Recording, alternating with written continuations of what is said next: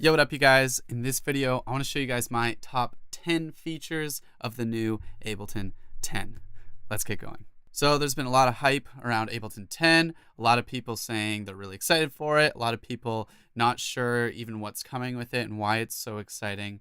And I actually just wanted to dig in and tell you guys my top 10 features, the favorite things I've discovered about Ableton 10 so far. I've been lucky enough to be one of the early people to play with the beta version of Ableton 10, so I've already been playing around with it for a little bit now, and I've got to say, there's a lot of features I really like about it, so here are my top 10.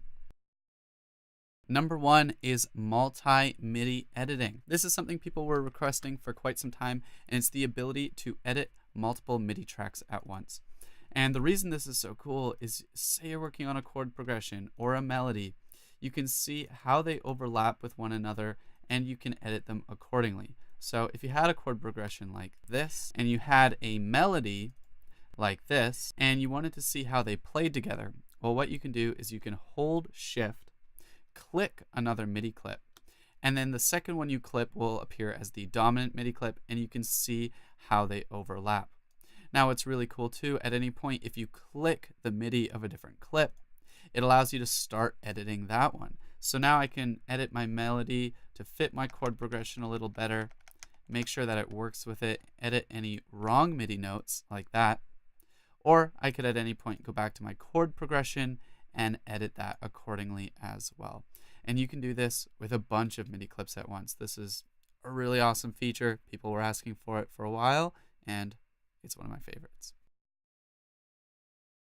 Next is the new capture ability inside of Ableton. This is a really cool technique where you can actually capture an idea you were playing without having to hit record. This is really cool if you're just jamming on your keyboard and you hit that magic sweet spot. You hit something really cool that you wish you had recorded but didn't. Ableton captured it for you. So let me just grab a grand piano. So I have my grand piano here, and let's just say you were testing out ideas, you were jamming. I'm gonna do something really awful here. And let's just say you're playing around trying to figure out what sounded good, and you caught something, you're like, oh shit, I wish I had recorded that. Well, if you hit this capture button here,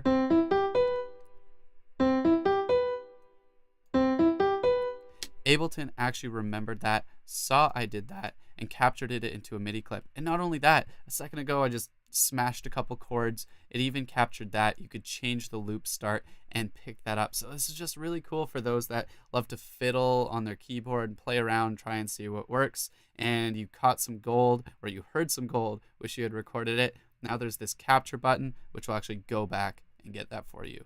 I love this feature. So one of my new favorite features is the actual editing you can do in arrangement view. Previously you had to go into clips view to warp, reverse, whatever, but now you can do a lot of that on your timeline. So for example, you could just highlight a period of time, hit 0 to deactivate it, you don't even have to cut it. You have fades built into clips, you don't have to actually pop those up anymore. It's not even an option in the drop down menu, I believe. Then there's even things like cutting and reversing with R, just R, it'll reverse it for you automatically. And for example, you can hold shift and actually just warp things on the timeline. You don't have to go into a clip anymore. Really cool. I love that. I love working with audio in Ableton. That's going to be a big time saver. That's going to be really cool. And there's a bunch of other ones too that I haven't covered, but the new editing in arrangement view, mwah, amazing.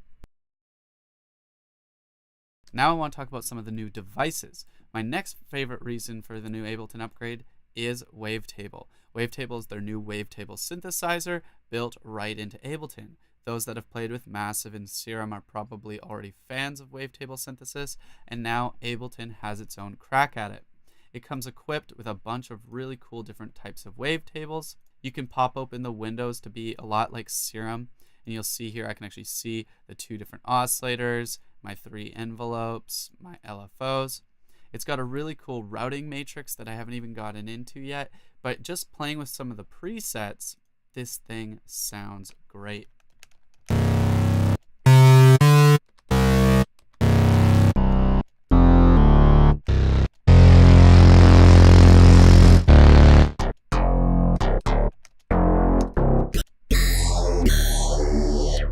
So I haven't even properly dug into this thing yet, but I can tell right off the bat this is going to be one of my new favorites. It's got great sound. It looks great. It integrates great with Ableton Push. I love it. It looks cool. The new Wavetable synth. Now, sticking to devices, my next favorite is one of their new effects, and that's Echo. There were a few new effects with the new update or the new version of Ableton. There was Pedal, which was distortion. There's Echo, which is a cool reverb and delay unit that combines really cool things like feedback to create crazy tones. And there was Drum Bus and Utility got an upgrade, and I might even be forgetting another one off the top of my head. But Echo was my next favorite out of all those because it just yielded some really cool results that you didn't quite get with other delays inside of Ableton, and just created some overall cool sound. So I'm just going to fiddle around with this thing. I'm going to go into a full tutorial on it and Wavetable later, but let's just play around and see what kind of sounds we can get. So without it and with it.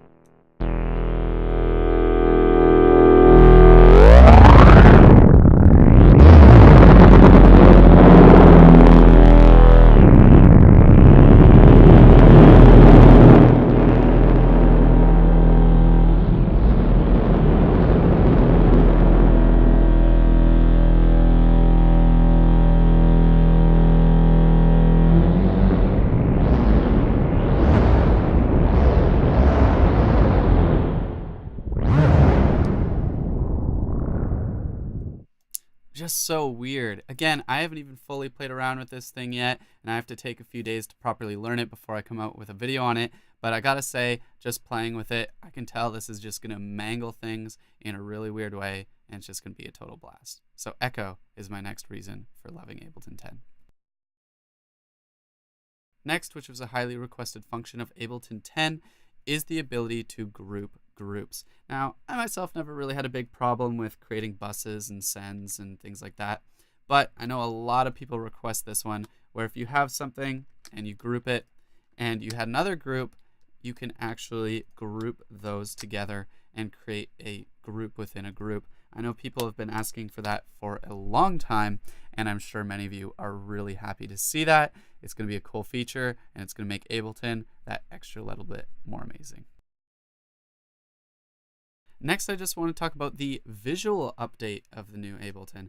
I actually just really like how this thing looks. It's not a big difference from the original one, and if I bring back my look feel to the original colors, it's not hugely different, but some of the subtleties I really like. I like that clips take on the full color of the actual clip you are using. You can see when I don't have it selected, it's actually a full pink.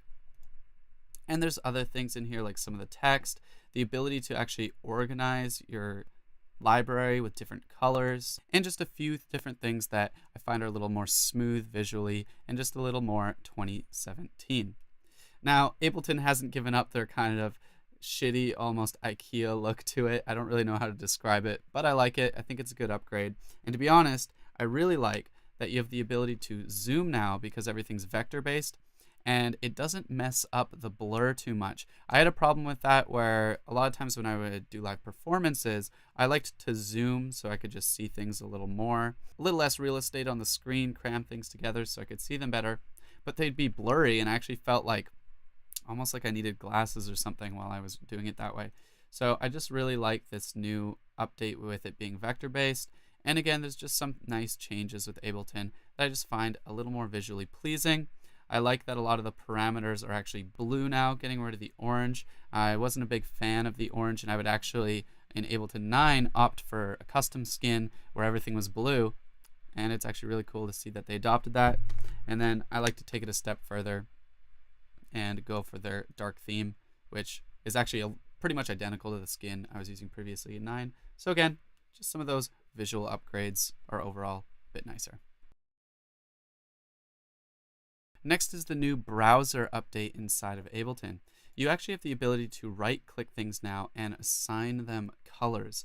And these colors you can then later use to organize by selecting which colors are actually being displayed. So you can essentially almost group your library and organize things. I haven't come up with a system yet. I haven't thought of how I'm going to use this, but I'm sure this new library update is going to be quite useful. Also, Ableton has included all the packs that you don't have inside of your downloads here, so you guys can actually get packs straight from your library and have more to work with right away. So I think that's pretty cool. Now for me, I'm really excited about the automation upgrades inside of Ableton. Automation now has the ability to just double click anywhere and create a point instead of having to do it on the line, which is pretty nice. And beyond just moving your automation up and down, you now actually have the ability to move it left and right. You'll also notice that it's currently snapping to grid, which is pretty useful.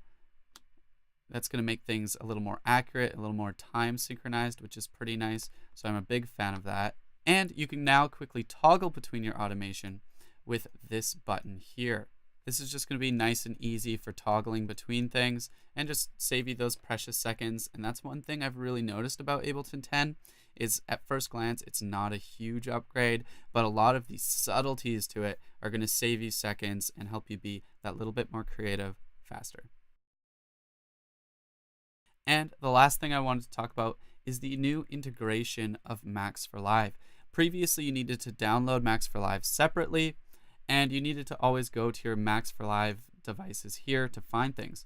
Well, now if there's instrument racks or audio effect racks that actually include Max for Live in it, it's not going to exclude it from here. It's actually just going to include it as if it existed previously, which I just find so nice. You don't have to now go use Max for Live separately. It's going to encourage people to use a lot more Max for Live devices because it just automatically loads it right when you open Ableton. Max for Live is already running, and these things are going to integrate a little better. So there we go, guys. That was my top 10 list of Ableton 10 features. I hope you learned a little bit along the way, or I hope I'm just getting you guys excited for the official launch date for the public. I'm going to let you guys know how I enjoy it as I play with the beta a little more, and I hope you guys got a lot out of this video. So if you liked it, please drop a like, subscribe, maybe even leave a comment, and let me know what you guys are most excited for with Ableton 10. So thanks again, guys. I'm Kermode. Peace.